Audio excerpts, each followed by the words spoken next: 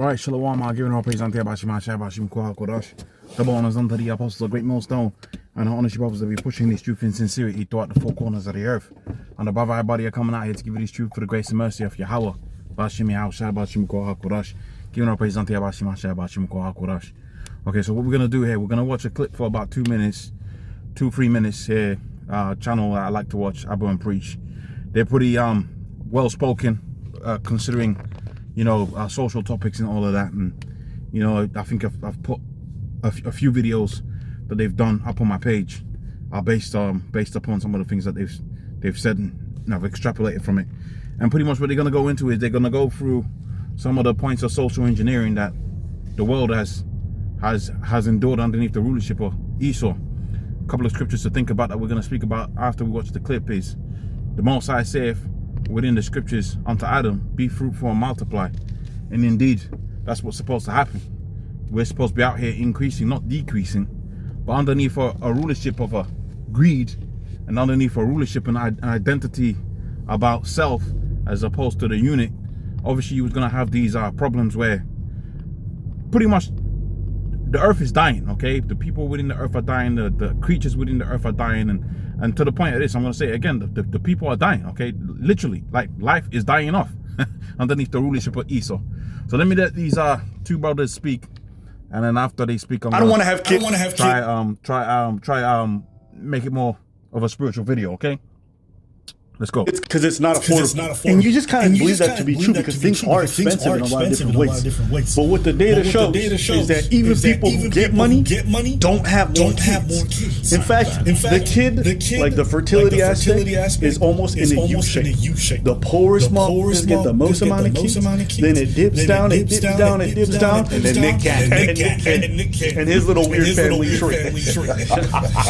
I'll give it to you. And I start to question myself because I actually know quite a lot of people now who like in their mid-30s, around my age, some that make 120, 150, you know, they have a partner who also works, so you probably combine that, they make like a good salary, even after taxes. And I asked them like, what about kids? And that's not even really on their radar like that. They want to travel, they want to buy this, they want to look at a new opportunity from the workplace. And you realize, folks, even when they get the money, don't really want to have the kids. Because I just think we used to always think that finances was the thing that really drove this, but the reality is a lot of it is mostly culture. This trend of countries getting richer on more GDP and then birth rates dropping is consistent. There's no society so far that has gone extremely far to make childcare affordable or incentivize you in terms of paying you, and seeing this trend fixed. So I put a purple line so you can see what replacement level is. What replacement level fertility is the amount of kids per couple, what a stable population needs to sustain itself. And if you look, the blue line is basically around the year 2020, the red line is 2015, and the green line is 2010. If you pay attention to these, you'll notice that they don't ever get close to the purple line, which is replacement level, until they get to like 500 to 700K income. And that was only back in 2015. In 2020, even when they make more than 700K, they aren't touching 2 kids per couple. Huh? Hey yo. So couples that have an income of almost $1 million a year are still not having 2 kids or more. And this one I don't really identify with, but I have heard this. It's just pessimism about the future. A lot of people have this like deep dread and anxiety about the world. And as a result of that, they don't want to bring kids into this world. And I've heard this sentiment a lot. So in surveys across the Western Europe. Right, so I'm gonna stop the video there, and I'll build up for that, and I'll start to chime in with my own 2 cents with it. So one of the things that he mentioned there is pessimism. The scripture speaks about how that Esau was going to wear out the saints.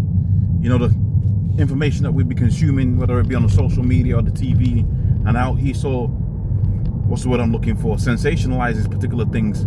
You really don't want to have children. You hear the sentiment, man. Children are supposed to be a blessing, according to the scriptures, and as a matter of fact, the more children that you have within the ancient world, the more children you had within the ancient world, you were seen as a person of a high status, so to speak, for lack of a better way of putting it.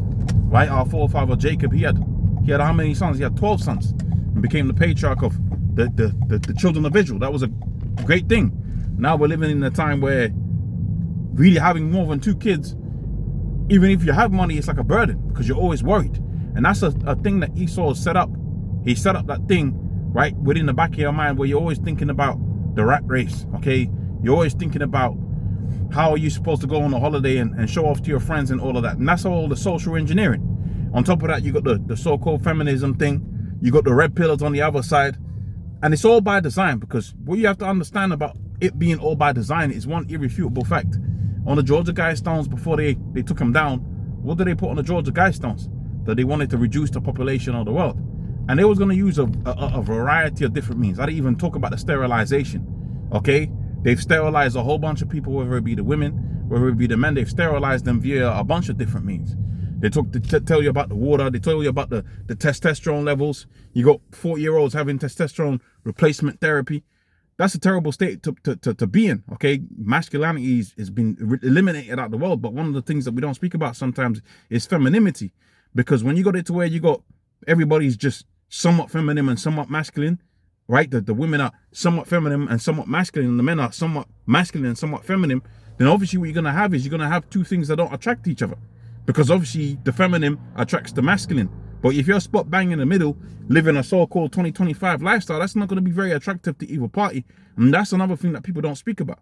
I saw another article or another infographic, I forget which one it was, but they were saying pretty much the generation now that you got, the 18 to 25-year-olds, they ain't really, I'm gonna phrase it like this, they ain't really knocking boots like that, okay?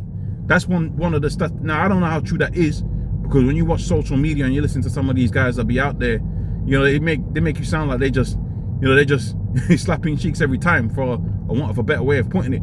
But the statistics the statistics prove otherwise. Most people are just out here on their lonesome self, and I'm kind of inclined to believe that, simply for the fact that you hear it all the time, right? That the women that they so-called don't want to settle. So maybe it's not a thing of, maybe it's a thing of settling down, which it's a natural thing to want to settle down when you understand what the scripture says. In fact, even the word settle down, that's a modern day term, man. What say if the scriptures? A man was going to leave his family, go out there, get a woman, and start a family. That's the natural course of things. Not to be some kind of high school gigolo.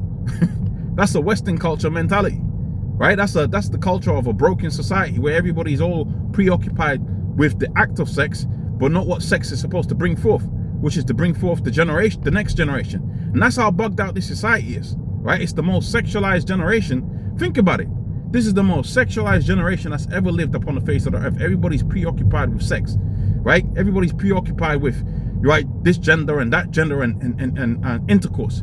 But this is also the same generation how you got a situation where what sex is supposed to bring forth, which is children, they're not bringing it forth. How weird is that? Okay, how weird is that? How weird is it that the most sexualized generation has got the least amount of children being born? It's totally weird. But we're living in Bizarro right now, because Esau's the one that's in rulership. He's the one that's in charge of everything. He's the one that's on top of all of this, man. And we're gonna live through this miserable lifestyle, right, with this man being on top. But what say if the scriptures to look at the other side of the coin, so to speak? A little one shall become 1,000. That's one of the things that brothers be looking forward to. You be like, well, a little one, just little old me. We ain't talking 1, 2, 3 kids. We're talking about 30, 50, 100. Yeah, be fruitful and multiply, man. What constraints are we gonna have? You ain't gonna have to worry about, your woman leaving you, and you gotta deal with the shortfall of that with the child support. You ain't gonna worry about, okay, the cost of everything. We're gonna have all the resources, man. And also, too, these people out there within the world, the heathens, with the exception of Esau, they're gonna be able to enjoy the earth too. And that's one of the reasons why a lot of people don't be having kids, like the guy says. Pessimism. You can't enjoy the earth. You can't enjoy the earth. Underneath this rulership of Esau, you can't enjoy the earth. How weird is that you can't go out there and just enjoy the earth, right? The smell of the trees, the sweet smell of the trees, the birds singing, the bees that you don't see anymore. You can't enjoy the earth because this guy's got you preoccupied with maybe. He's got you preoccupied with what if.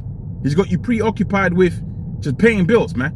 It's a terrible way to live, but another new thing is coming, man, right? According to the scriptures. With that, I'm going to say, all praise unto Yahweh, double honors unto the apostles of Great Millstone, and the honest brothers that be pushing this truth in sincerity. I'll see you on the next one. Shalom.